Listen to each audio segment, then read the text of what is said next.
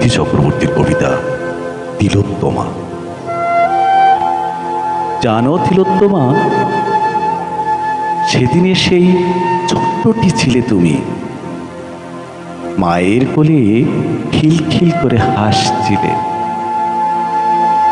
তোমার মায়ের হাতের চুড়ির আঘাতে তোমার পিঠে দাগ পড়েছিল।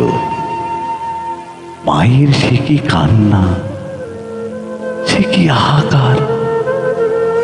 সমস্ত দিনের জন্য মুখের হাসিটা কোথায় মিলিয়ে গেল। কাজের ফাঁকে কতবার এসে দেখলো তোমার শরীরের আঘাতটা। বাবা এসে তোমাকে কোলে তুলে মাকে বলেছিল, ওই চুড়ি আর পড়তে হবে না। তাদের আদরের যত্নে তুমি তোমার ব্যথাটা ভুলেই গেছিলে। তুমি যখন হাঁটতে শিখছিলে,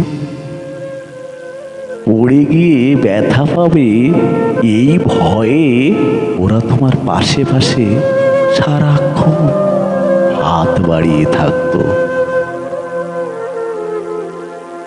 জানো তিলোত্তমা, তুমি যখন ভুল করে ছাতাটা ফেলে স্কুলে যেতে, সূর্যের প্রখর তাপ তোমার শরীরকে দগ্ধ করবে এই দুশ্চিন্তায় বাবা ছুটতেন ছাতা নিয়ে তোমার পিছু পিছু। খেলার মাঠে পড়ে গিয়ে যখন তোমার হাঁটুর চামড়া ছুড়ে যেত, বাবা মা তোমায় নিয়ে ছুটতেন ডাক্তারখানায়। ঘরে ঘরে তিলোত্তমারা এইভাবেই বড় হয়। কিন্তু আজ তোমার শরীরে আঘাতের পরে আঘাত, আঘাতের পরে আঘাত। আজ মা বাবা এই অচেতন শরীরটাকে চেয়ে চেয়ে দেখছে, আর বুক ফাটা আর্তনাদে আকাশ বাতাস কাঁপাচ্ছে।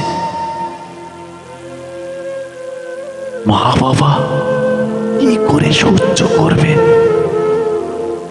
হাতের আঙুল ভেঙে দেওয়া, নখ উপড়ে নেওয়া, ঘাড়ে আঘাত, পেটে আঘাত, জনিতে আঘাত, সারা শরীরে পিশাচের দাঁতের কামড়।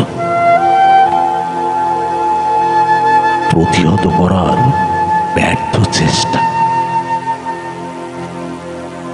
শরীরটার ওপর এতটা অত্যাচার কেমন করে সহ্য করলে তিলোত্তমা?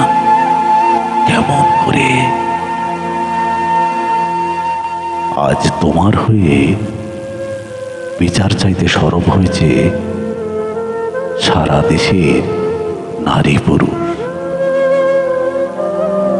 আজ তোমার হয়েই কথা বলবে তোমার বন্ধুরা, তোমার দপ্তরের উচ্চপদস্থ কর্মীরা,